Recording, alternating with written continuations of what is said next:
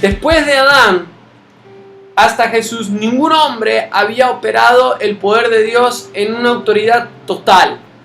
Por esa razón en el Antiguo Testamento no vemos la expulsión de demonios, porque Adán había perdido su autoridad a manos de Satanás ahí en el Edén. Y había que recuperar esa autoridad para poder liberar al pueblo de Dios de toda influencia demoníaca.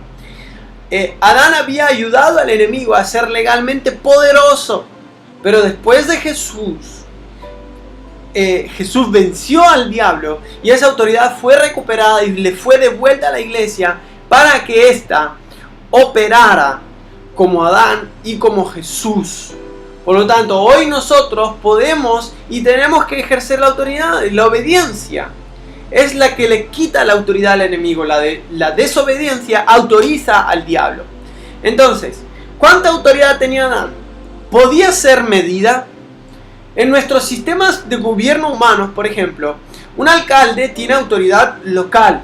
Un gobernador tiene una autoridad estatal. Un senador tiene autoridad de alcance federal. Y un presidente tiene autoridad sobre todos. Cuando Dios hizo al hombre, ¿hasta dónde llegaba su autoridad? Bueno, Dios creó todas las cosas y las sujetó a Adán. Toda la obra de la mano de Dios fue puesta bajo la autoridad del ser humano. Ejemplo de ello es Hebreos capítulo 2, versículo 8. Hebreos 2, 8. Vamos a buscarlo un momentito. Hebreos 2, 8. Tenemos Hebreos capítulo 2, versículo 8. Dice: todo lo sujetaste bajo sus pies, porque en cuanto le sujetó todas las cosas, nada dejó que no sea sujeto a él, pero todavía no vemos que todas las cosas le sean sujetas.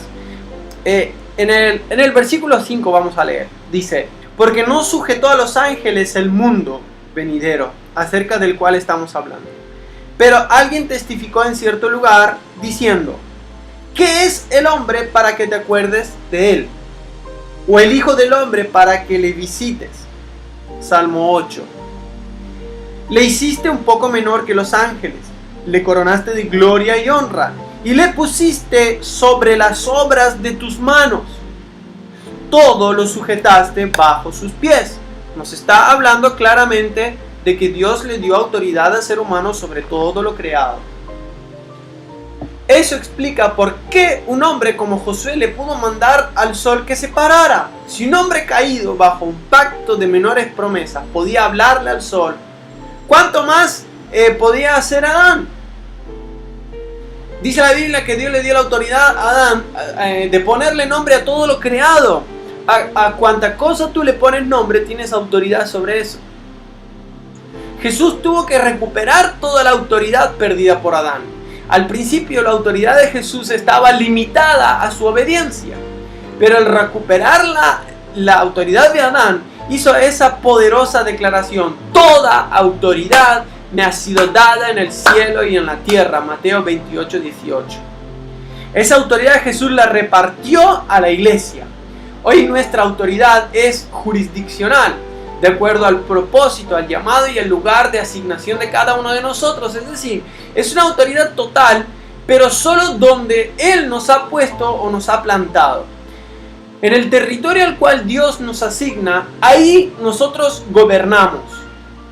Podemos tomar dominio y señorío sobre esa jurisdicción y ejercer autoridad total.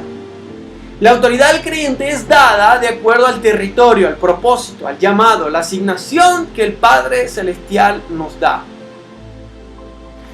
Y hablando de este tema de la autoridad, del poder, vamos a ver cuál es el estatus actual de Satanás. ¿Cuál es el estatus de Satanás en el reino de Dios? Si es que tiene alguno. Y vamos a tomar de ejemplo el Reino Unido, que es un imperio que ha conquistado muchos países a lo largo de la historia. Y cada vez que conquistaba un territorio, todo pasaba a estar bajo el trono de la reina. Todo cuidado, todo ciudadano que era nacido en ese territorio pasaba a ser súbdito, porque estaba sujeto al reino. aunque también podía ser un esclavo. La palabra súbdito significa sujeto a la autoridad de un superior con obligación de obedecerle. Cuando Dios puso a Adán en la tierra, le dio un reino que se llamaba el Edén. Y todo lo que estaba creado estaba sujeto a Adán.